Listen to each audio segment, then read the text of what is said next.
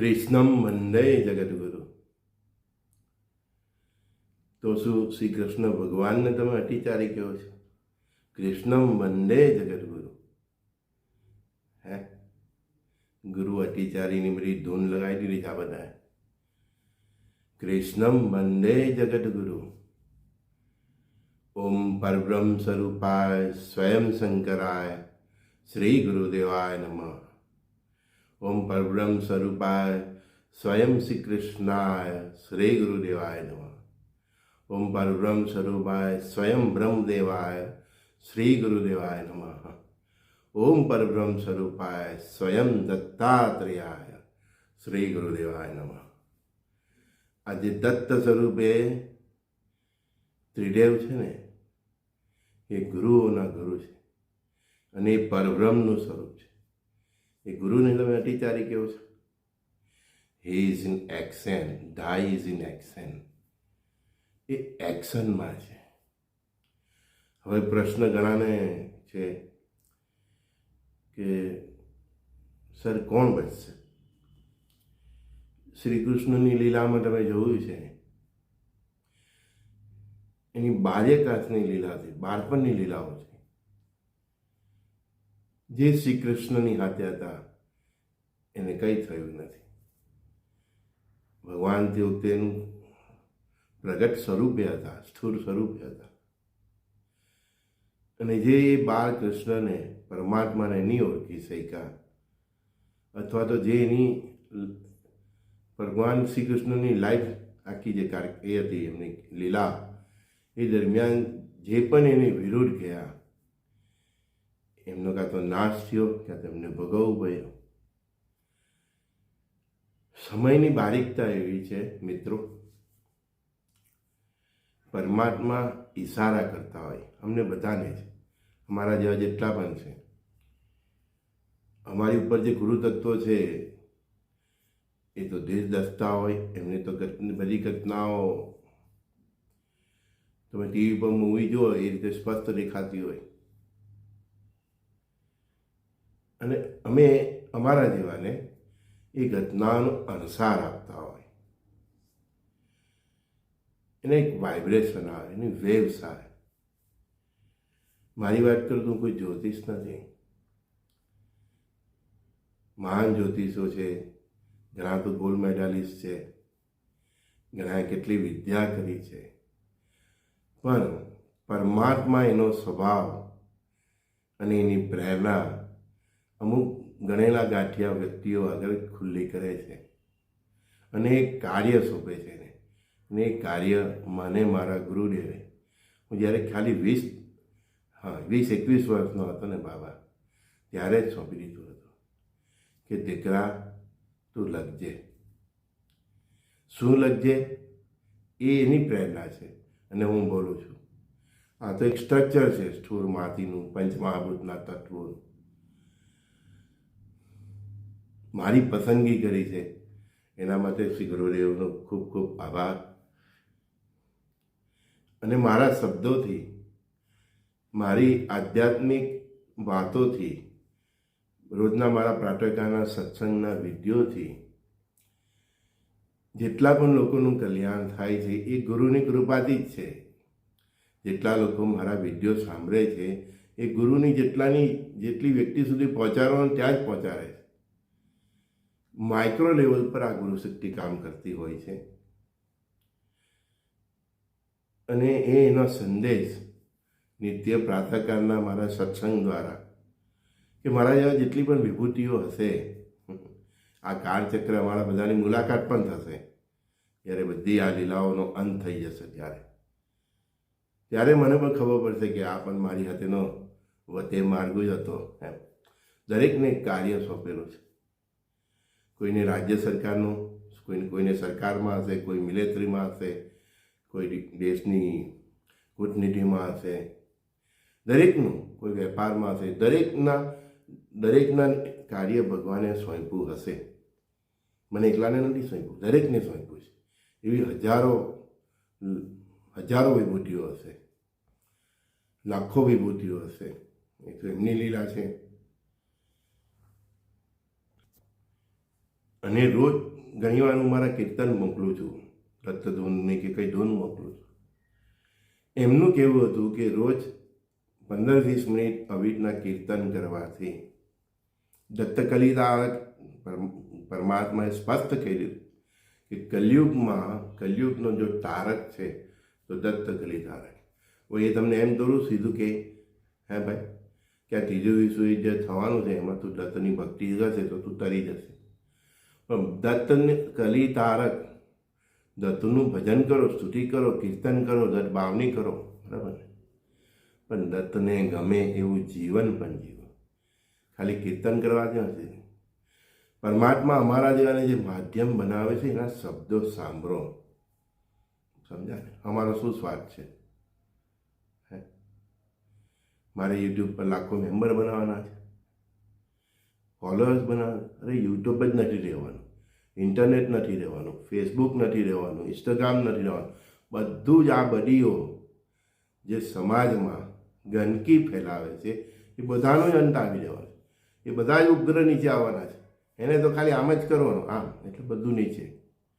એક પગ એમ ભાઈ જમીન પર એમ સાઈડ એમ અડે ને એટલે ઈચ્છે તેટલો ભૂકંપ આવી શકે. તમે શું સમજો છો? આજે આપણે પથારી મારી ઉઠીએ છીએ ને બાબા, અને જમીન પર પગ પણ મૂકીએ છીએ ને એની કૃપાથી મૂકી શકીએ. બાકી આપણે આ ધરતીમાં પગ પણ નહીં મૂકવા દે, ધારે તો ઉખેરીને ફેંકી દે તમને.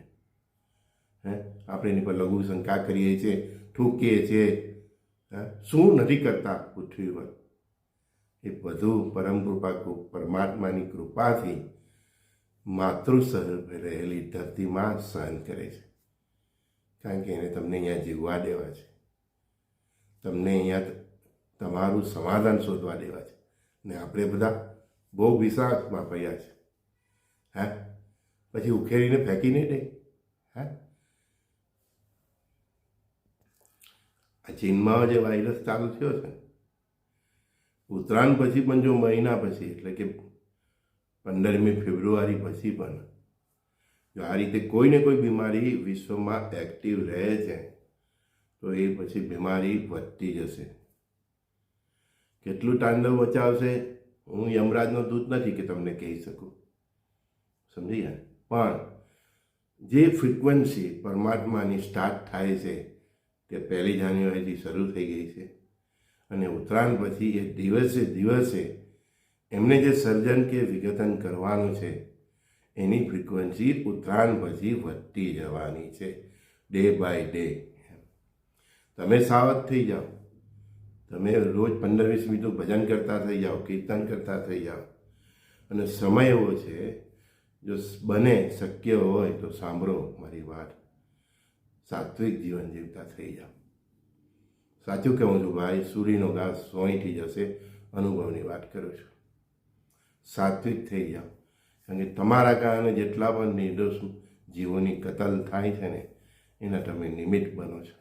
તમે નહીં ખાઓ તો કસાઈ કાપવાનો જ નથી, હે ને? મારી દુકાન હોય કોઈ પણ ભાઈ મેં ખોલેલી હોય હોલસેલની, કોઈ ગ્રાહક જ નહીં, આ તો હું કેટલા વર્ષ બેહી રહું?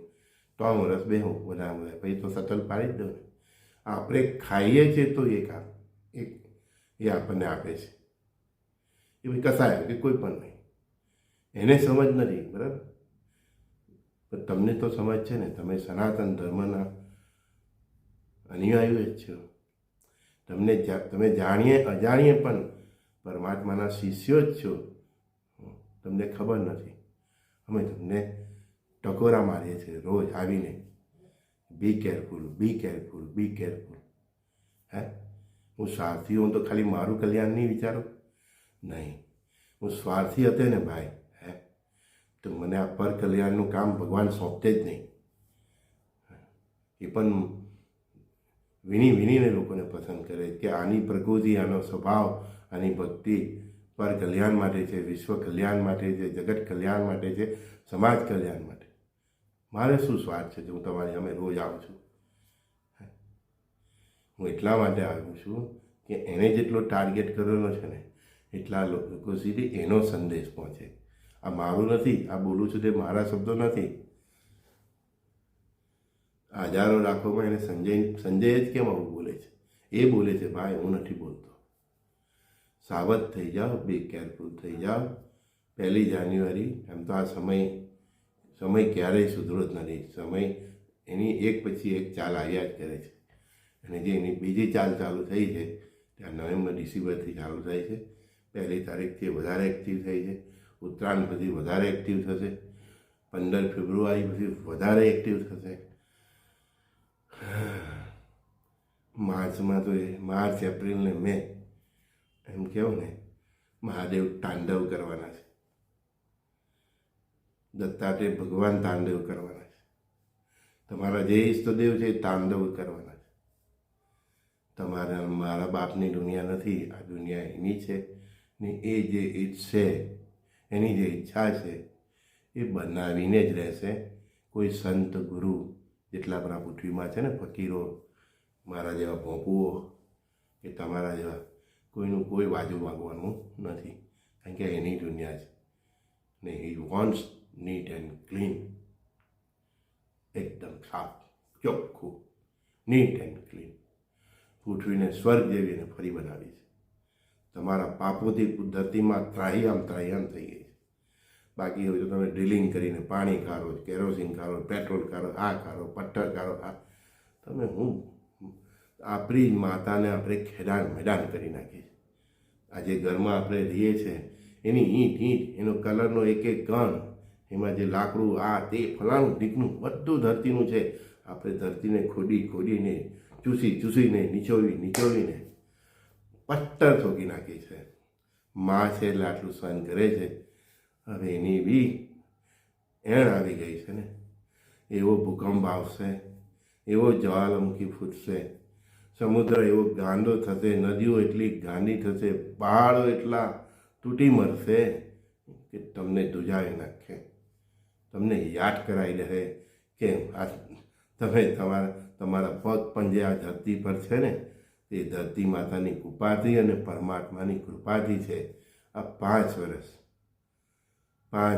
ભલભલો નાસ્તિકને પણ જો મંદિરે, મસ્જિદે, ચર્ચમાં જતો નહીં કરી રહે ને, તો પરમાત્મા નહીં આ પૃથ્વી પર. એટલું સમજી લેજો. સમજી ગયા? સંજય બોરીવાલાના પ્રાતઃકાળે ઉઠીને સંદેશ આપવાનો શું કારણ? જે કૃષ્ણની સાથે હતા તરી ગયા, જે રામની સાથે હતા તે તરી ગયા. અવતારી પુરુષોને ઓળખતા આવવું પડે. હવે એનો પણ પ્રગટ થવાનો સમય આવી ગયો છે. સમજી ગયા? એ છે જ એટલે આ બધું 2020થી તાંડવ ચાલુ થયું છે. ને એને જે કરવાનું છે તે કરીને જ રહેશે. એ તમને મળે કે ન મળે, તમે એને ઓળખી શકો કે નહીં શકો, પણ દુનિયાના કોઈ પણ ખૂણામાં જો તમે છો, ત્યાંથી એની સાથે તન, મન, ધનથી, તમારા વૃત્તિઓથી, તમારા વ્યવહારથી, તમારી પ્રકૃતિથી, તમારા સ્વભાવથી અને તમારા રાષ્ટ્ર નિર્માણ અને વિશ્વ નિર્માણના કાર્યથી એની સાથે જોડાઈ જાઓ. મારી ગેરંટી છે એનો સ્વભાવ તમારી આગળ ખુલ્લો કરશે. અને તમે એક દિવસ કહો, સંજુ બાબા આ જ અવતારી પુરુષ છે. અર્જુનને દ્રષ્ટિ આપનાર એ છે, ત્યારે વિરાટ દર્શન કર્યા. પણ અર્જુન જેવા પાત્ર તો થાવ. મહાભારતમાં એક સંજયને પણ દ્રષ્ટિ આપી હતી, તો સંજય જેવા પાત્ર થાવ. વિદુરના રોટલા ખાધા હતા, તો વિદુર જેવા તો થાવ. સબરીના એઠા બોર ખાધા હતા, તો સબરી જેવા તો થાવ. સુદામા જેવા મિત્ર તો બનો એના. ભાઈ ઝોપડીમાંથી મહેલમાં લઈ જતા એને આવડે છે. પરમાત્માને ગમે એ રીતે જીવો. બસ એ જ આ સમયની માંગ છે. 5 વર્ષ હવે. So be careful, so much careful. 15-20 minute રોજ કીર્તન કરો, દત્ત પાવની કરો, ભજન. દત્તનો પ્રચાર નથી કરતો, કે દત્તની અંદર આપણા સનાતન ધર્મના બ્રહ્મા, વિષ્ણુ, મહેશ આવી જાય છે. તમારી કુળદેવીના દર્શન કરો. કુળદેવીને વર્ષમાં 1-2 વાર પગે લાગવા જાઓ. ભગવાનની પાસે આવી જાઓ. ચાલો, બોલ્યા કરીશ તો કોઈ અંત નથી. પણ તમારી પણ વિડીયોની લંબાઈ જોવાની એક લિમિટ હોય છે. સમય તમને પણ નથી હોતો. ગમે તમે જેનું ભલું ઈચ્છતા હોય એ લોકો સુધી મોકલજો. મારા માટે નથી કહેતો, તમારા કલ્યાણ માટે કહું છું. તમે માર્ગ બદલશો, મેં જે કીધું, પરમાત્માએ જે બોલાવ્યો એ બોલો, એ રસ્તે જશો, તમે નહીં, તમારી 7 પેઢી તમને યાદ કરશે કે અમારા વડીલે યોગ્ય ડિસિઝન લીધું હતું, જેથી આજે અમે પૃથ્વી પર છીએ. શ્રી ગુરુદેવ દત્ત. પરમાત્મને નમઃ. ઓમ તત્સત. પરસ્પર દેવો ભાવથી સર્વે સખાઓ મિત્રોને પ્રણામ. શ્રી ગુરુદેવ દત્ત. સંજય બોરીવાલા, સુરત.